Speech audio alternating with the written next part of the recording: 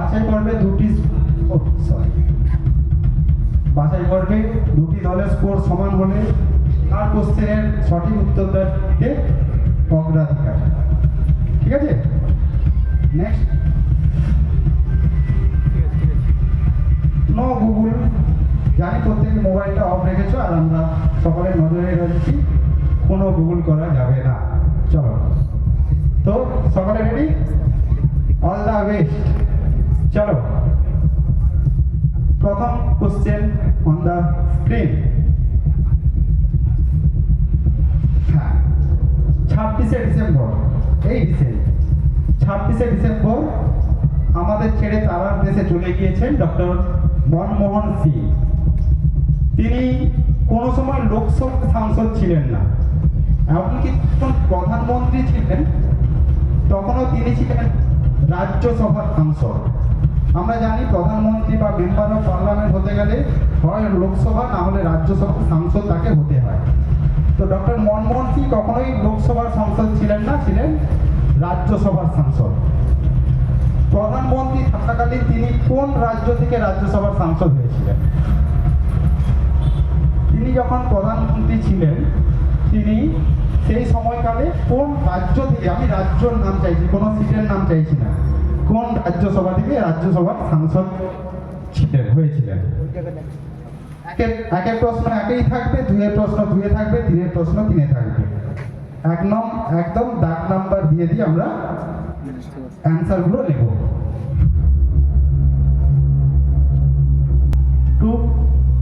হ্যাঁ, বইটি প্রথম প্রকাশিত হয় 1855 সালে। 1855 সাল থেকে 1890, প্রায় 35 বছরে এই বইটি 152 বার পুনর্মুদ্রণ করতে হয়েছে, এত চাহিদা। বর্তমানে আজকের দিনে দাঁড়িয়েও প্রতি বছর 1 লক্ষেরও বেশি এই বইটি বিক্রিত হয়, যেটা বাংলা ভাষায় বিক্রিত সর্বোচ্চ বিক্রিত বই। কোন বইয়ের কথা বলছি? অবশ্যই বাংলা ভাষায় বই মানে বাংলা বই। কোন বই? 1855 সাল থেকে 1890 সাল পর্যন্ত 152 বার প্রিন্ট হয়েছে। ঠিক আছে, কোন বই আমরা বলছি? অবশ্যই সেটা বাংলা বই।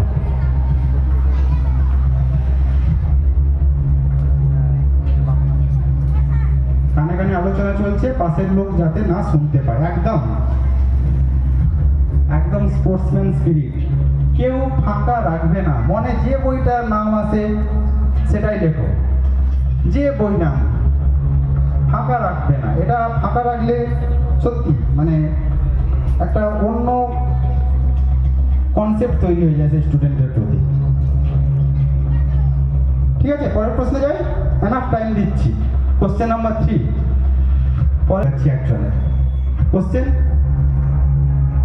কোশ্চেন হচ্ছে 2022 সালে, এখন 25 সাল, 22 সালে 12তম দাদা সাহেব ফালকে অ্যাওয়ার্ডে সেরা অভিনেত্রীর পুরস্কার অভিনেত্রী। স্যার হ্যাঁ, এটা ওই সময়ের ছবি না তার ছোটবেলার ছবি? না, ছবিটা ওই সময়েরই প্রায়।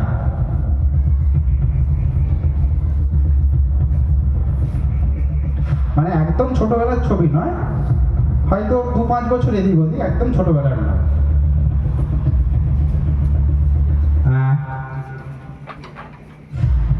ইউনেস্কোর পুরো নাম কি? ইউনেস্কো আমরা কথায় কথায় জানি, মুখে মুখে বলে। ইউনেস্কোর পুরো নাম কি? একদম to the point answer. UNESCO জানি আন্তর্জাতিক সংস্থা, একটি বিভিন্ন ড্যাশ ড্যাশ ড্যাশ বিষয়ের উপরে কাজ করে। তো এর পুরো নামটা কি? স্টার কোশ্চেন অবশ্যই। ছিল কি ক্ষমতা না, এ যার দিকে তাকাতো সেই পাথর হয়ে যেত। গ্রিক পুরাণ অনুসারে এই যে মূর্তিটা দেখতে পাচ্ছি এর একটা বিশেষ ক্ষমতা ছিল, আমি একদম তাকালে ভস্ম হয়ে যেত না, পাথর হয়ে যেত, জমে যেত। তো কে, কার ছবি দেখছি? হ্যাঁ, কার ছবি আমরা দেখতে পাচ্ছি?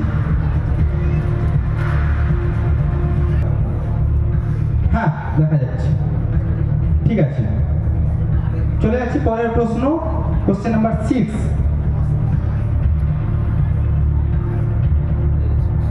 Question number 6 on the screen. আবার একটা স্টার, অনেক স্টার আছে। হ্যাঁ, ফ্রান্সের প্রেসিডেন্ট, ফ্রান্সের সর্বোচ্চ সম্মান লিজিয়ন অফ অনার, এটা একজন বাঙালিকে দেওয়ার জন্য ফ্রান্সের প্রেসিডেন্ট কলকাতায় এসেছিলেন। ফ্রান্স থেকে ফ্রান্সের প্রেসিডেন্ট একজন বাঙালিকে এই পুরস্কারটা দেওয়ার জন্য কলকাতায় আসেন। 1989 সালে এই পুরস্কারটি তার হাতে তুলে দেওয়া হয়। কোন এমন বাঙালি ব্যক্তিত্ব? বাঙালি ব্যক্তির নামটা লিখলেই হবে।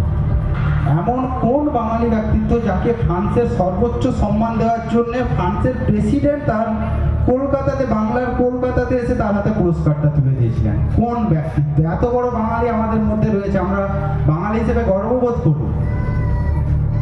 একদম স্টার কোশ্চেন রয়েছে এটা, বাঙালির নামটা লিখে ফেলতে হবে।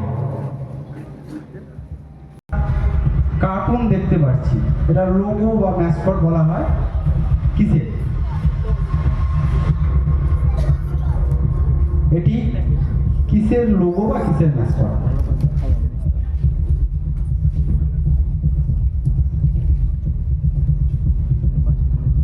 এই প্রশ্নটা স্টার কোশ্চেন।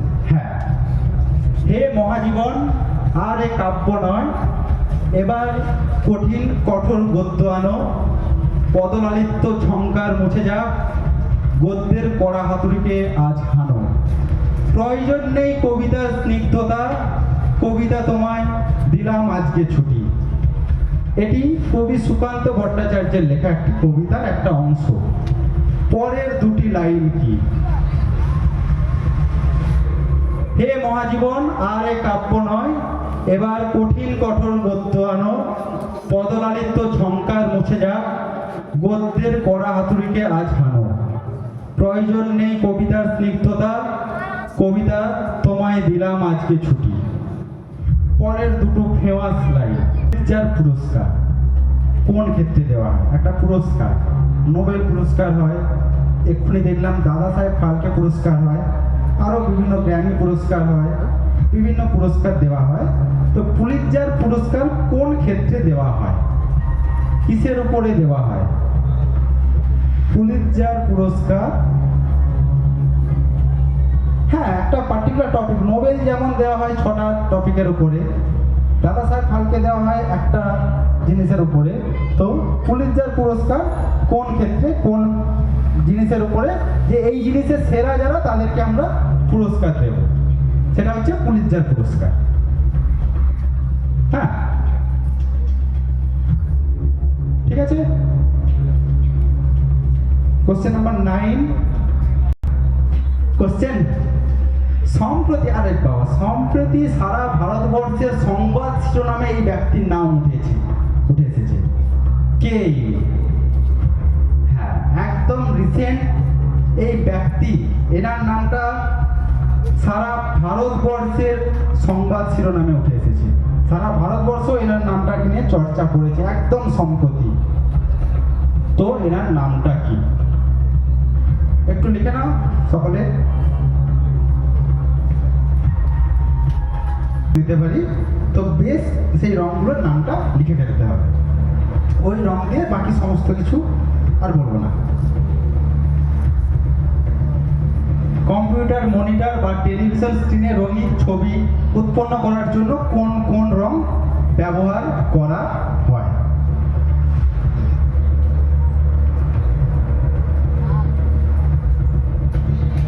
হয়েছে? প্রাকৃতিক বিপর্যয়, ভূমিকম্প, সুনামি, অগ্নুৎপাত, ভূমিধস বা হিমশৈল, এই টাইপের জিনিসগুলোকে পর্যবেক্ষণ করার জন্য ব্যবহার করা হবে, বা এইসব পর্যবেক্ষণে এই স্যাটেলাইটটি বিশেষ ভূমিকা পালন করবে। স্যাটেলাইটটির নাম কি? আমরা আলোর জন্য বোঝাতে পারছি না ঠিকভাবে। স্যাটেলাইট মাথায় একটা বড় গোল ছাতা রয়েছে, মাথার দিকটাতে একটা লম্বা দাগ থাকে না, ওটা একটা ছাতার মতো স্যাটেলাইট। আলোর জন্য হয়তো বোঝা যাচ্ছে না, আলোটা কম হলে ভালো হতো, পুরো স্যাটেলাইটটা বোঝা যেত। এটা অবশ্য একটা মডেল স্যাটেলাইট, মানে এইরকমভাবেই সেটা কাজ করবে, যেহেতু এখনো উৎক্ষেপণ করা হয়নি, তো এইরকমভাবে কাজ করবে, সেটা একটা মডেলভাবে তৈরি করা হয়েছে। তো স্যাটেলাইটটির নাম কি? এইটুকু বলবো, তুমি যদি বলো তো দেবো একটু। ভারতবর্ষের ক্ষেত্রে এটা অবশ্যই গুরুত্বপূর্ণ, এর থেকে আর কিছু না। 4 কোশ্চেন আছে অবশ্যই।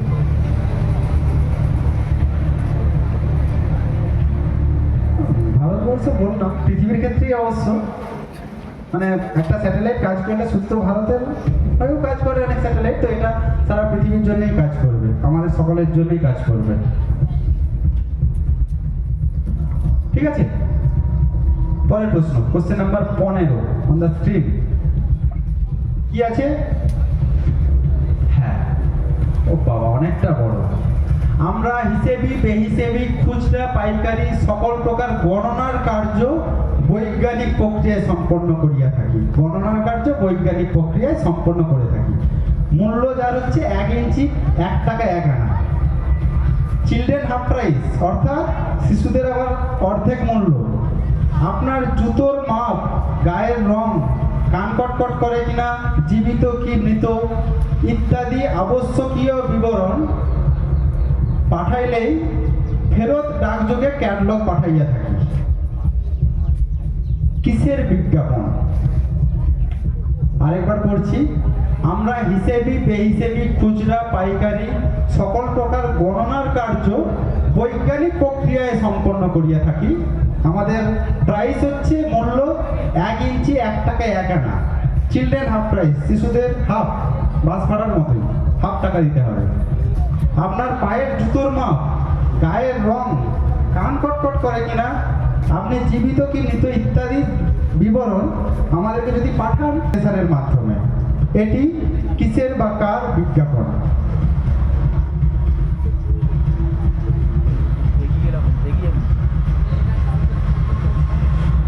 অনেকটাই বড় বিজ্ঞাপন।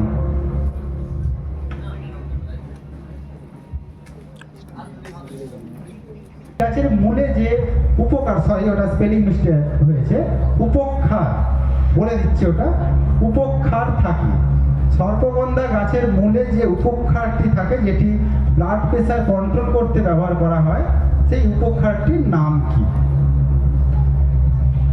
বাড়িতে বাবা মা দাদু ঠাকুমা অনেকেই ওষুধটা খাচ্ছে, কিন্তু কি ওষুধ খাচ্ছে? প্রেশারের ওষুধ। তার মধ্যে কি থাকছে তোমাদের জানতে হচ্ছে। কি অসহ্য যন্ত্রণা বলো তো।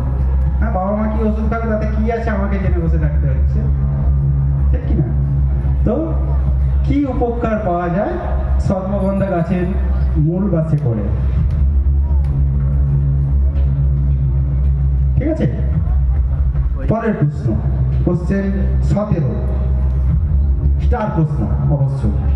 কি আছে প্রশ্নটা? হ্যাঁ, ইনি একজন আইনজীবী এবং রাজনৈতিক নেতা।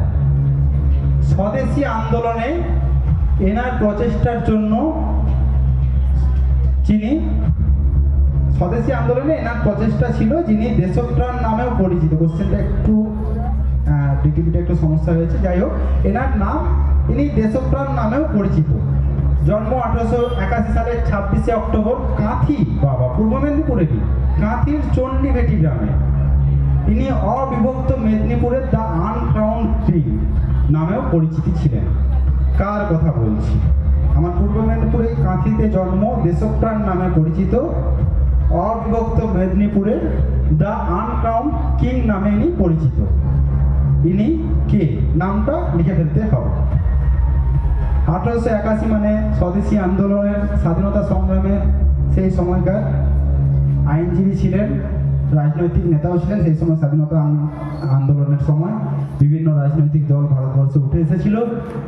এই সংক্রান্ত পড়াশোনা বা গবেষণা, রিসার্চ কি বলা হয়?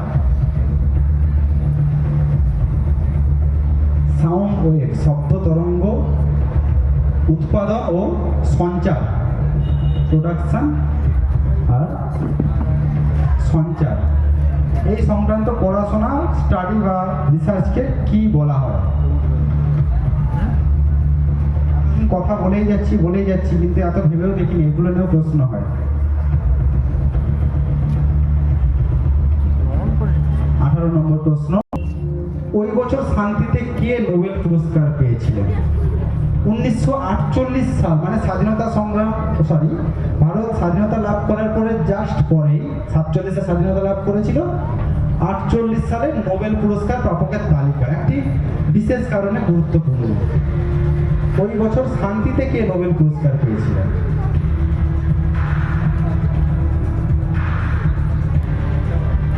কিন্তু আমার প্রশ্নের মধ্যে হয়ে চলে গিয়েছে। আজ প্রায় 77-78 বা 80 বছর পরে, 80 বছর আগে কে নোবেল পেয়ে গেছিলেন মনে রাখাটা চাপে, কিন্তু এটা একটা বিশেষ কারণে গুরুত্বপূর্ণ এই তালিকাটি। ঠিক আছে, প্রত্যেকে উত্তরগুলো লিখবে, কেউ কোনো দাগ ফাঁকা রাখবে না। ঠিক আছে, আমরা খাতাগুলো এবার নিয়ে নেব। কেউ আছে?